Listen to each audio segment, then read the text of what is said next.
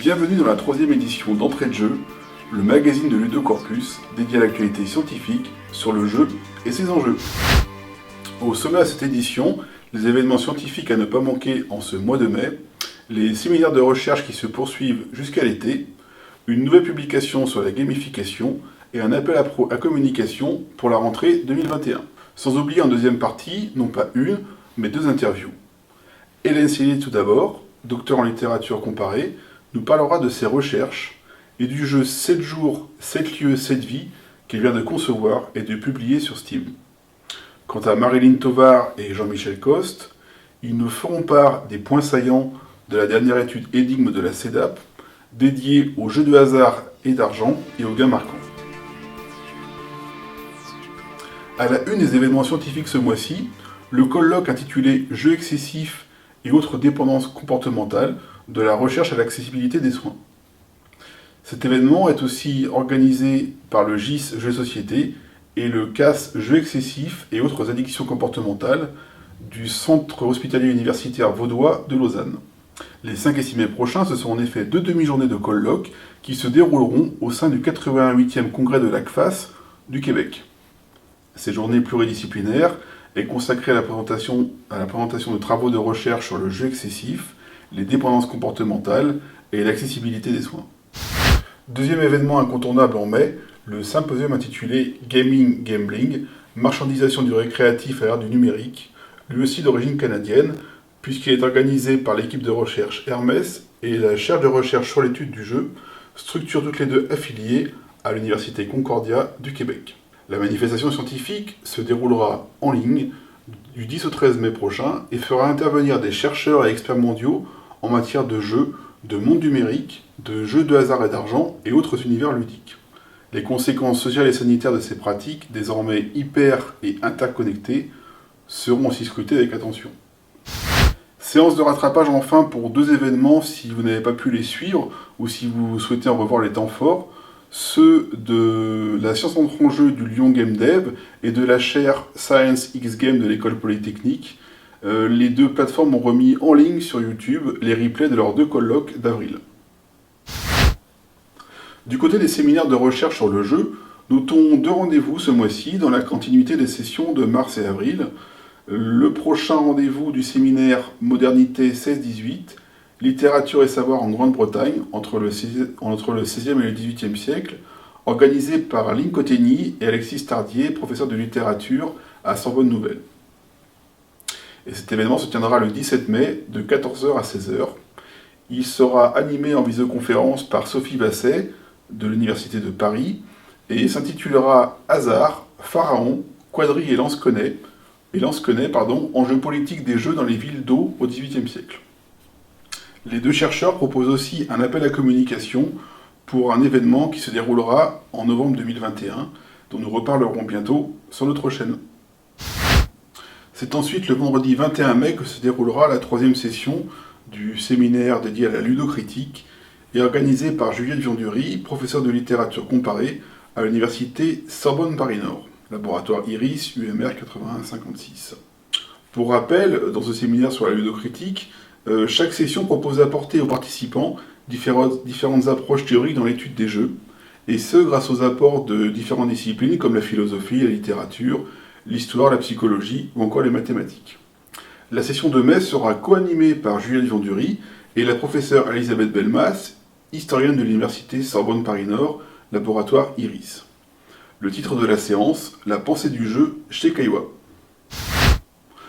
En matière de publication, soulignons la parution du collectif La gamification de la société vers un régime du jeu chez East, la version anglaise étant publiée chez Wiley. L'ouvrage a été coordonné par Stéphane Lelay, Emmanuel Savignac, Pierre Lénel et Jean Frances. Les chercheurs coordinateurs de cet ouvrage ont en effet cherché à scruter à travers 8 chapitres et auteurs différents, issus de différentes disciplines, la multiplicité des champs applicatifs de la gamification, terme qui sert à désigner la transposition d'éléments de jeu à des contextes de non-jeu. Cette gamification de la société s'étend selon les auteurs désormais à la santé, à l'éducation, au travail ou encore aux médias. Or, selon eux, les sciences humaines et sociales critiquent et analysent encore bien trop peu ces pratiques.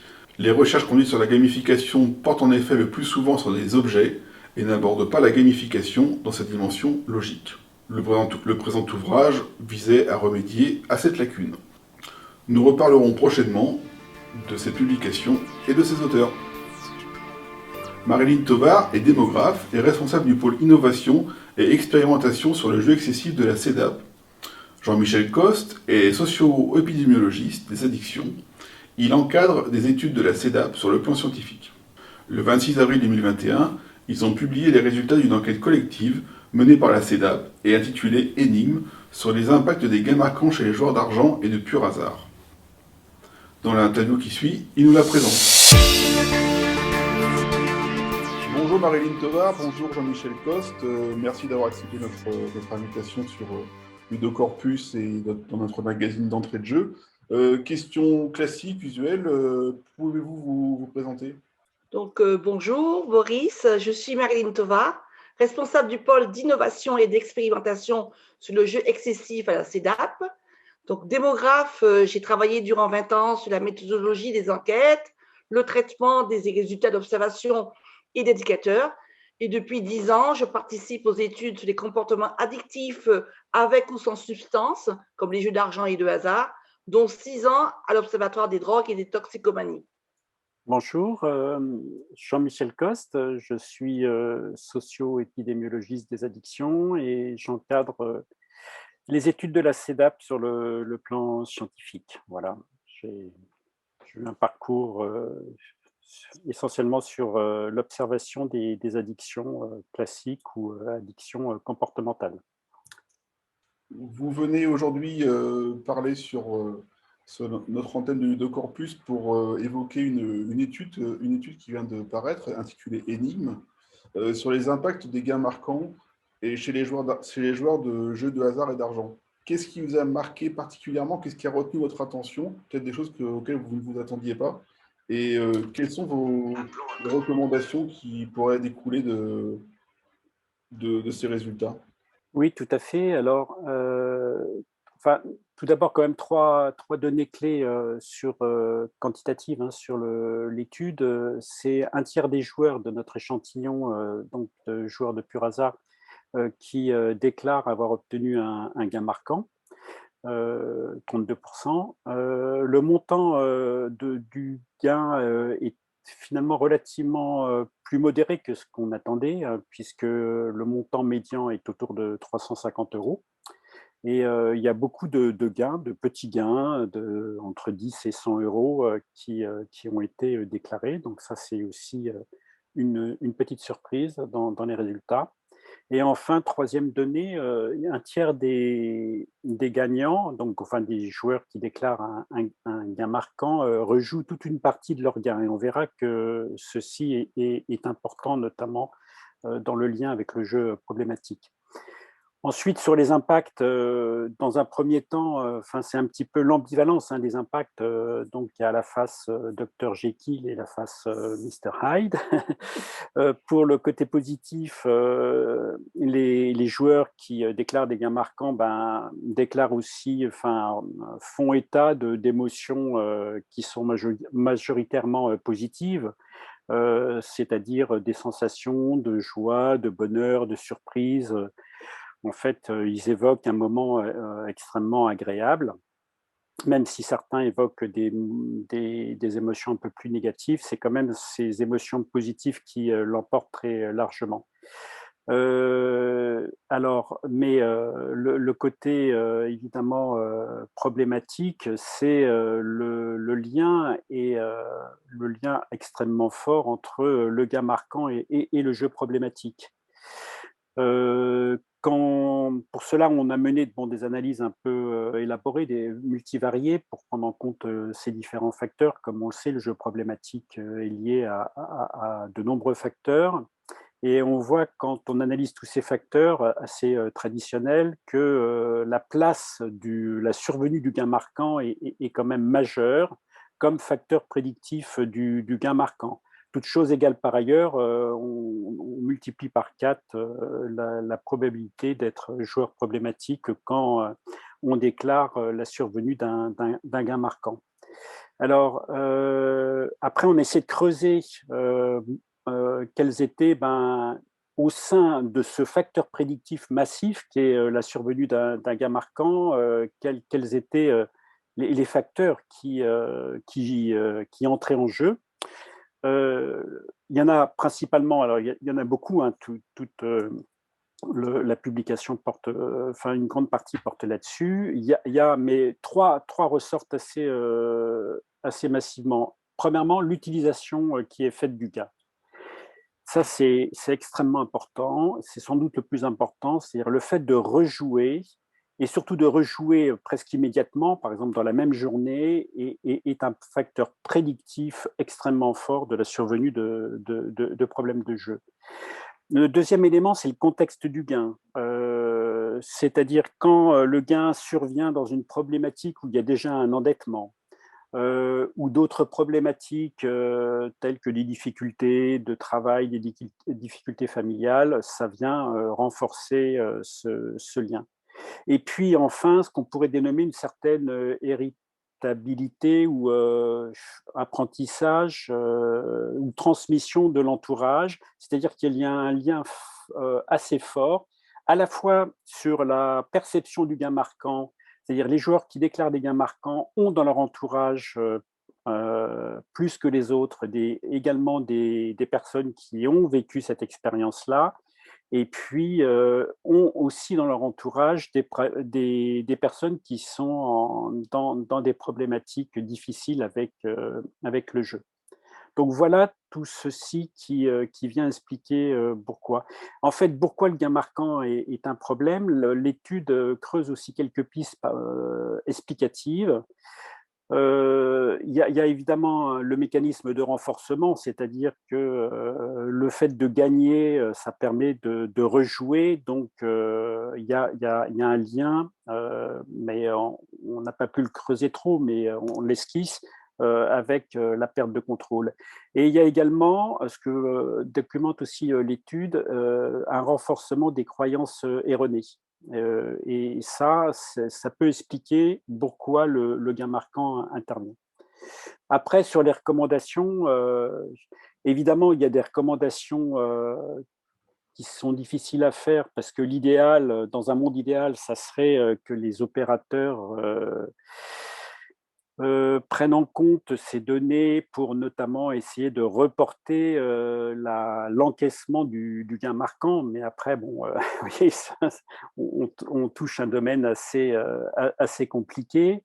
Mais à tout le moins, ce qui serait intéressant, c'est que les opérateurs puissent mener des actions de sensibilisation par rapport au gain, au regard des résultats de l'étude. Et puis, évidemment, on pourrait aussi envisager que ces résultats soient pris en compte dans le design des campagnes publicitaires et qu'on mette peut-être moins en avant certains facteurs justement qui apparaissent problématiques dans l'étude. On peut aussi tout à fait avoir des applications de ces résultats dans des démarches dites de réduction des risques.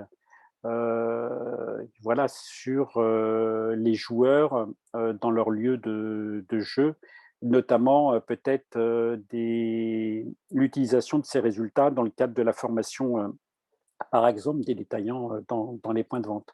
Voilà quelques pistes d'utilisation qui pourraient être faites de ces résultats. Merci pour toutes ces précisions, Jean-Michel Coste.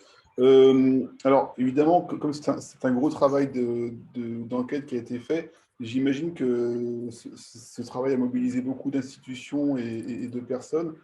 comment ça s'est déroulé? Comment avez-vous procédé d'un point de vue collectif? Donc, dans le cadre de ce projet mené avec le soutien du programme Jeux responsables de la Française des Jeux, l'équipe constituée donc par Jean-Michel Coste, Emmanuel Benoît et moi, nous nous sommes appuyés sur un comité de copilotage d'universitaires français et polonais. Donc, il y a Lucia Romo, Baptiste Ligné, Bernadetta Lelonec, Maryse Guémard, et sur des spécialistes de terrain comme Armel Achour, Raymond Bonvéro et Valérie Lebert.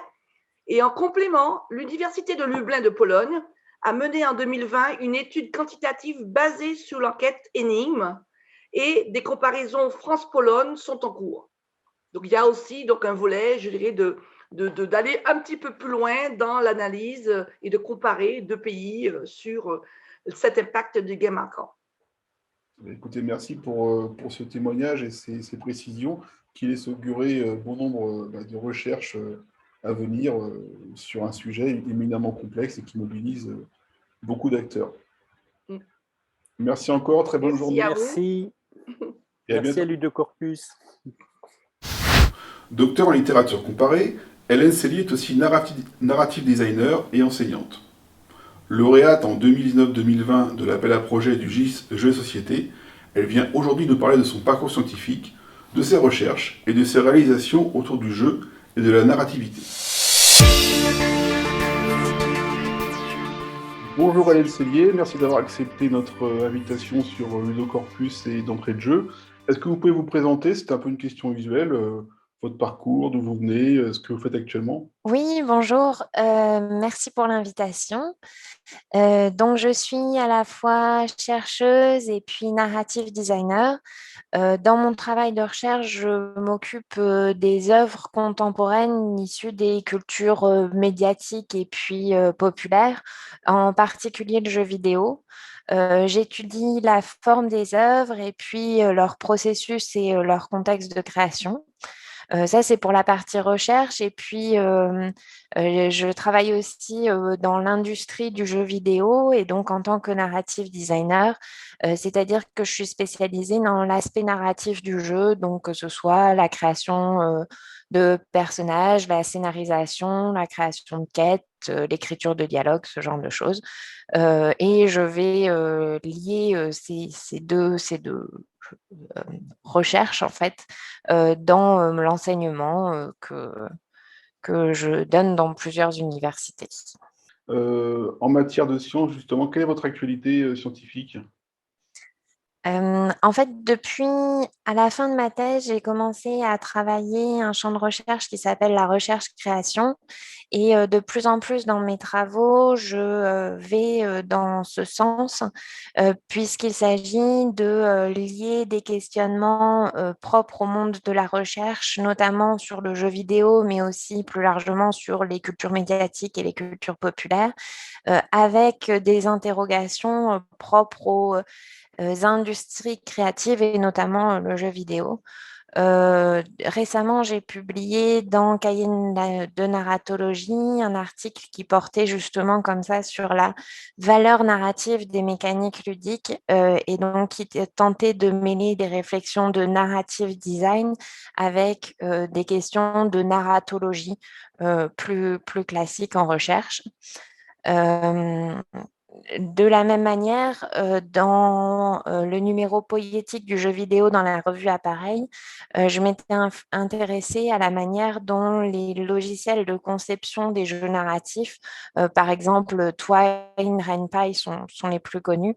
Donc, la façon dont ces logiciels avaient une influence sur la forme des récits qui sont produits dans ces outils.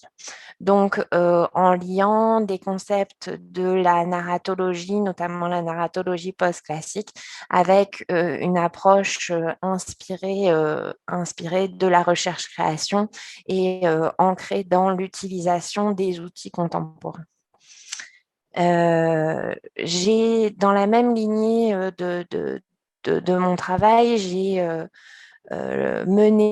suis en train de mener un processus de recherche-création sur l'écriture de récits interactifs et qui s'est concrétisé par la sortie d'un visual novel sur Steam et qui est intitulé 7 jours, 7 lieux, 7 vies. Pouvez-vous déjà nous en dire davantage sur ce jeu? De quoi s'agit-il? Et une autre question, comment vous arrivez à articuler la création d'un jeu vidéo avec votre démarche de recherche scientifique? Euh, L'origine du projet 7 jours, 7 lieux, 7 vies, c'est l'appel à projet du GIS fin 2019 qui m'a donné un cadre dans lequel je pouvais poursuivre des recherches que j'avais déjà entamées en amont. J'avais travaillé sur la narrativité et l'expressivité vidéoludique, c'est-à-dire la manière dont les histoires, les récits, les mondes fictionnels, les thèmes ou plus largement l'expérience du jeu vont se construire, vont faire sens. Euh, et, euh, et en fait, l'idée, c'était de prendre des questionnements précis par rapport à la narrativité et l'expressivité vidéoludique et de les poser à travers en fait un jeu. Le jeu va permettre de faire émerger la connaissance en deux temps, si vous voulez. En fait, les recherches scientifiques vont pouvoir nourrir le projet, influencer sa forme et de là vont naître des hypothèses qui vont être testées dans le jeu. Et ensuite, dans un deuxième temps, quand le jeu est réalisé, créé, on va pouvoir revenir sur la forme qu'il a pris, répondre en fait au questionnement initial, interroger les hypothèses qui ont été mises en jeu, et donc comme ça, faire un retour réflexif sur l'œuvre. En 2019-2020, vous avez été lauréate pardon, de l'appel à projet du GIS Jeux de Société. Quelle a été la nature du soutien et en quoi ces dotations ont-elles accéléré la mise en œuvre de votre recherche et rendu possible certaines pistes actuelles? Euh, alors en fait, tout le projet est né de l'appel du GIS, c'est-à-dire que je pense qu'il n'aurait pas eu cette forme-là ou cette liberté là si l'appel à projet du GIS n'avait pas existé, si je n'y avais pas répondu, etc.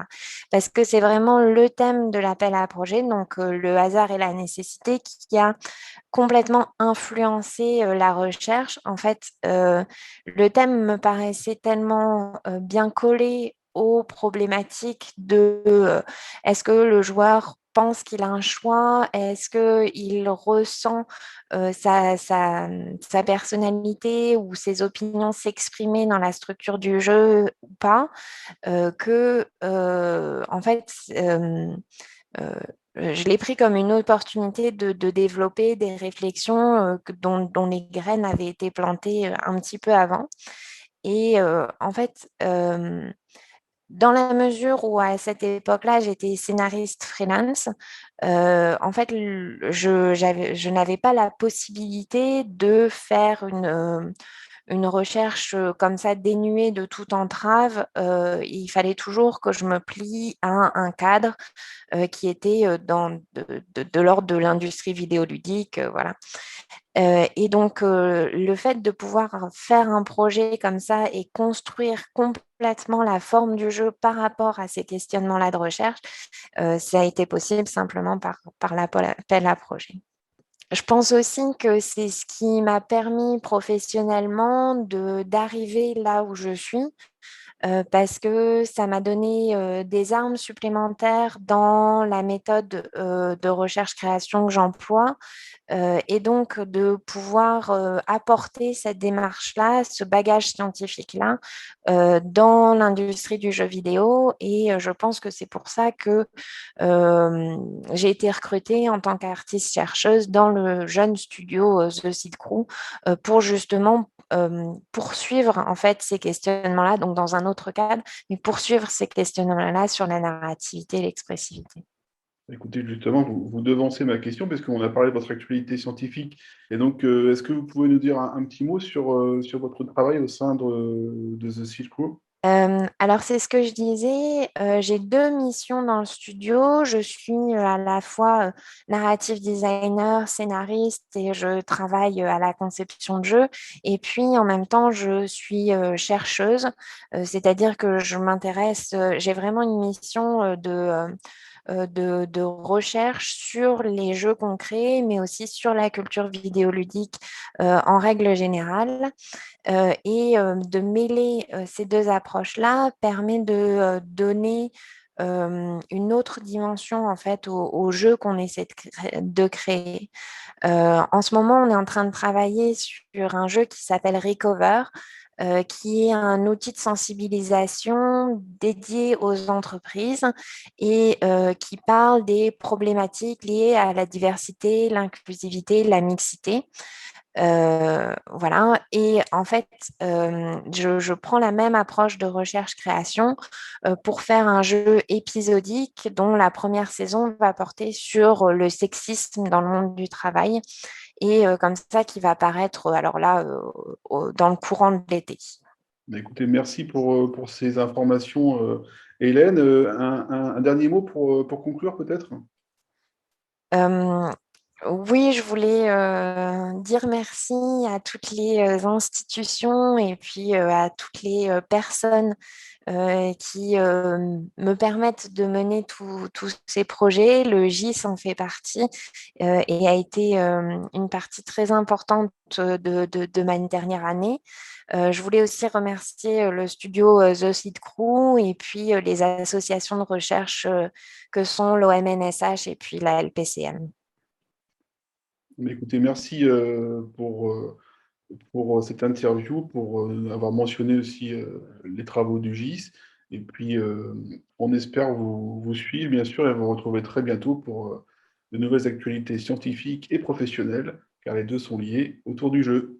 Très bonne journée. Merci à vous aussi.